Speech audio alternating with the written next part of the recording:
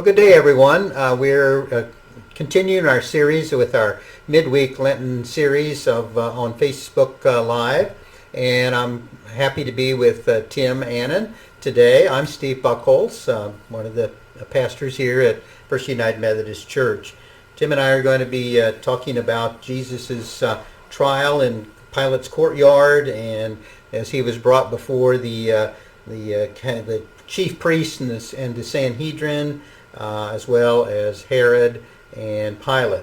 So I'm going to first be reading from the New Revised Standard Version of the Bible, and Tim will share another version with us when I'm concluding here. As the scripture reads, "When the day came, the assembly of the elders and the people, both chief priests and scribes, gathered together, and they brought him to their council. They said, 'If you are the Messiah, tell us.' And he replied, 'If I tell you, you will not believe, and if I question you, you will not answer.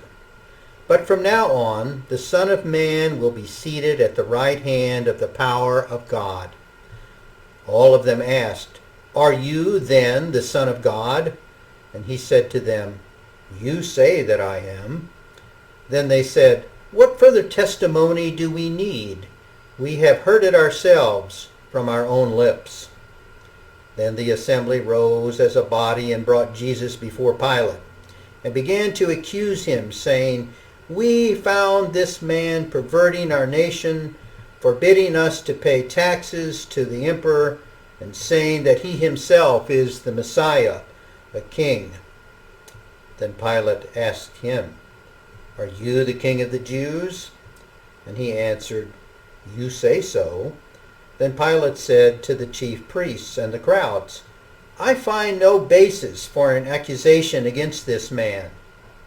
But they were insistent and said, 'He stirs up the people by teaching throughout all Judea and Galilee, where he began, even to this place.' And when Pilate heard this, he asked whether the man was a Galilean. And when he learned that he was under Herod's jurisdiction, he sent him off to Herod, who was himself in Jerusalem at that time. And when Herod saw Jesus, he was very glad, for he had been waiting to see him for a long time, because he had heard about him and was hoping to see him perform some sign. He questioned him at some length, but Jesus gave him no answer. The chief priests and the scribes stood by, vehemently accusing him. Even Herod with his soldiers treated him with contempt and mocked him. And then they put an elegant robe on him and sent him back to Pilate. That same day, Herod and Pilate became friends with each other. Before this, they had been enemies. Pilate then called together the chief priests and leaders of the people and said to them, 'You brought this man as one who was perverting the people, and here I have examined him in your presence and have not found this man guilty of any of your charges against him. Neither has Herod, for he sent him back to us. Indeed, he has done nothing to deserve death. I will therefore have him flogged and release him.' And then they all shouted together, 'Away with this fellow! Release Barabbas for us.' This was a man who had been put in prison for an insurrection that had taken place in the city and for murder. But Pilate, wanting to release Jesus, addressed them again. But they kept shouting, 'Crucify! Crucify him!' And the third time he said to them, 'Why? What evil has he done? I have found in him no ground for the sentence of death.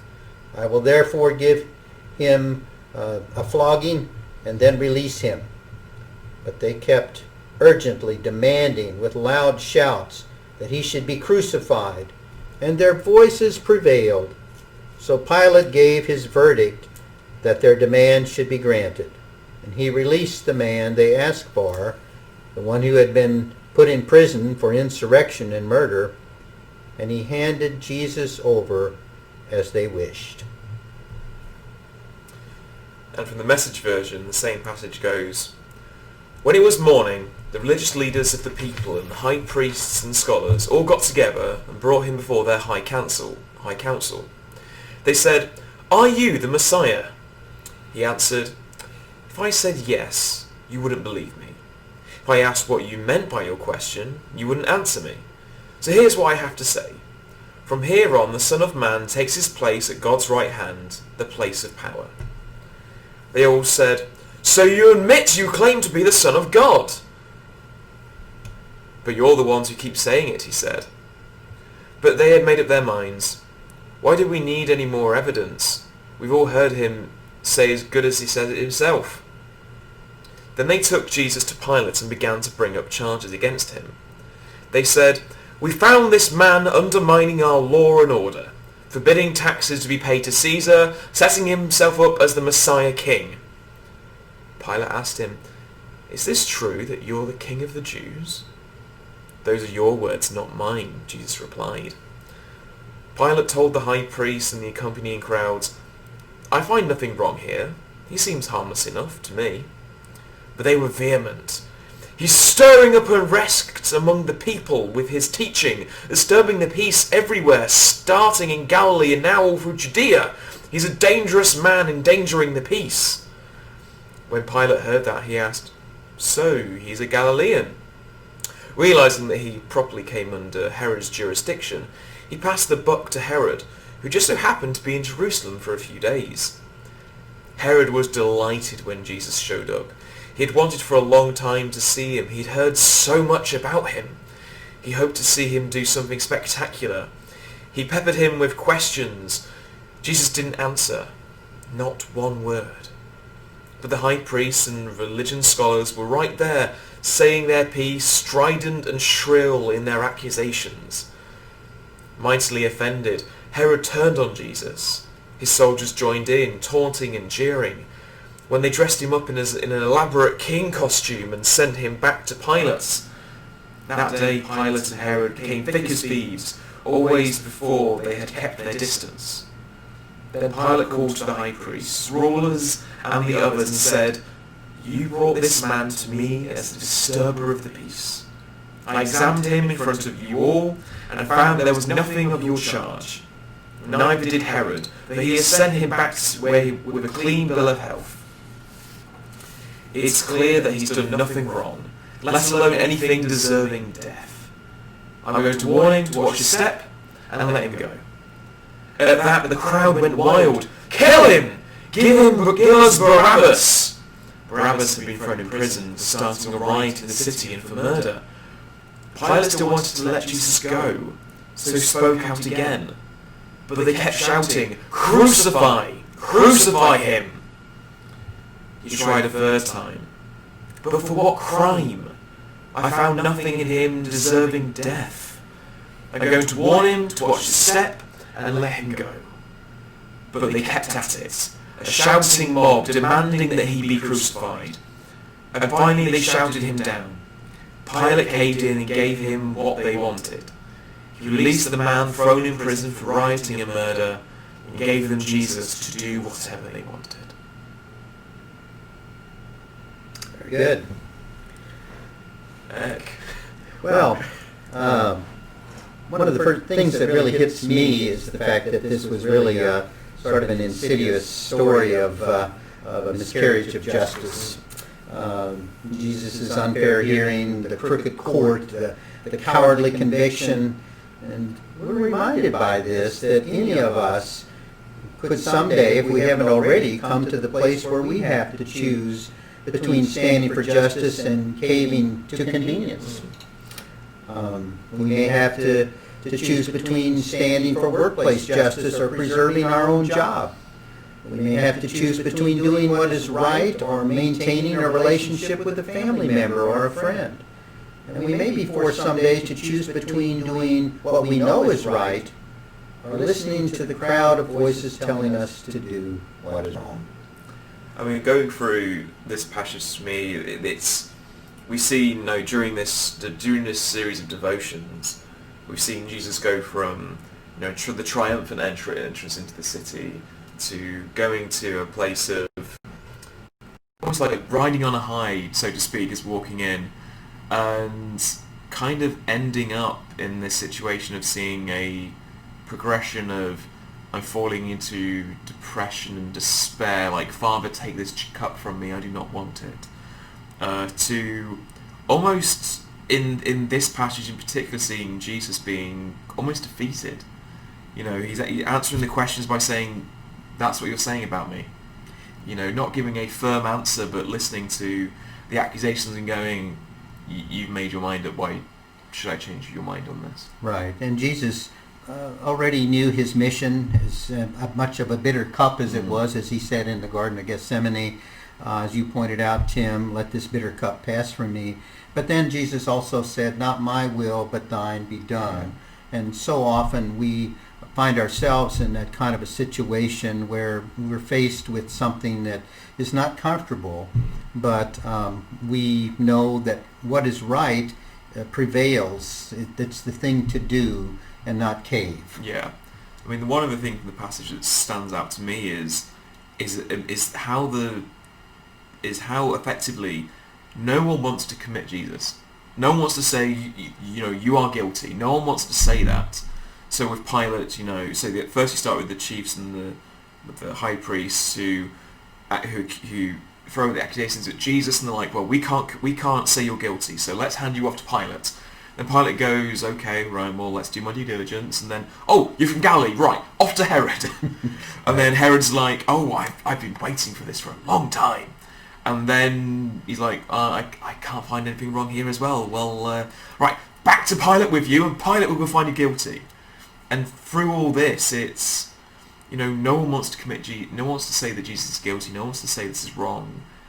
And yet, with the crowd baying, I'm imagining this kind of being, as it was at the time, this was the public gathering. This was the sporting event of the time, right, effectively, was seeing all these criminals and sure. like the trial by public. But and I see too, Tim, with this is passing of the buck, if you will. Nobody really, as you mentioned, wants to take responsibility for doing Jesus in, because they couldn't find the evidence to do that. But how often we find ourselves too in a very embarrassing situation, and we pass the buck on to somebody else rather than really taking the stand for what is right. Here again, I think there's justice issues in this, obviously, and that's kind of boiled down in a very personal way to many of us in our every day-to-day lives, that we're faced with issues like this. As I mentioned too, rather than offending a friend, we decide to go along with maybe what they're saying that we know is wrong. Yeah. But then again, passing the buck maybe on to somebody else. So that's a problem we all have in human nature. I mean, I can't remember the exact phrase, so but perhaps you might know this might correct me. It goes, for evil to thrive, it only takes for a good man to do nothing. Right. And that's the feeling I'm getting through this passage as well. Is just there was Pilate, who obviously has a dual purpose in this. On one hand, he is he's the it's not explicitly said, but Pilate could be that, could be the Roman official that Jesus went to visit earlier on in the scriptures and heal their servant. But we got there's no firm case of that, but that could be Pilate could be the same man. So Pilate, on the one hand, knowing that he's a Roman officer in an occupied situation, knowing that if he doesn't keep the crowds under control during this time of this high festival, then that's going to reflect bad on him, reflect bad on the empire, and lose control for this empire's occupation. But at the same time, there's also, you can see the morality of Pilate going, I've done my job and there's nothing here, but he's not guilty, so what can I do? Right. And then kind of bringing it back to a application of our own lives. We have to realize many of us have been victims of injustice, and perhaps we've been victims of some form of prejudice or social discrimination or religious bias even, or even an unfair policy perhaps at work, and maybe we've been misunderstood by somebody or a group of people, or misrepresented, or even mistreated, perhaps even bullied. And maybe we've been falsely accused or falsely convicted of something that we're still facing the consequences for in our life. And we just have to realize some things in this world just aren't fair. Yeah. And this is what certainly Jesus had to deal with. But I can take from this that if we're ever a victim of injustice, we should take comfort from the fact that Jesus knows our pain. Yeah. And we need to remember that he has suffered a greater injustice than any human being and yet forgave his offenders. Jesus died on the cross to atone the injustice in our world. Yeah. That's all good. So yeah, we'd love to hear your reflections about this as well in the scriptures. So please, put it in the comments, message us. We've actually filming this a lot earlier than planned. This isn't actually live right now, so if you're typing things in the comments, we're not seeing this right now. But we're very much aware right now of the situation happening in the world right now and in our local communities, and we know that we haven't met as a community physically for a number of weeks by this point. Mm-hmm. So we just want to kind of just reaffirm, that we love you all, that we're here for you all. If you need anything, just please reach out to any of us. And that while we are socially distancing ourselves, and just as Steve just said, Jesus knows our pain as well during this time. So, but you're not alone in this. We can still meet as a church in this virtual setting through these devotions. So yeah, we just want to just to kind of we know this is happening right now, and we're recording this, and this is going out in a couple of weeks' time. So in a couple of weeks, things might have changed. We hope. We hope. But we just want to just reinforce, the fact that we're here still as a community. We can still meet, we can still pray together, we can still reflect on the scripture together. And we all still care for one another and for each of you as members and friends of First United Methodist Church. Yeah. So with that, I've been Tim. This has been Steve. And thank you for joining us for this devotion. Next week, in terms of the timing of it, I believe it's meant to be Karen and Jerry who are doing the devotion, and actually I think it's leading us up to the actual crucifixion itself. So that should be the devotion next week if I got it right. If not, completely ignore me. But anyway, I just want to say thank you so much. Thanks for tuning in. Thank you.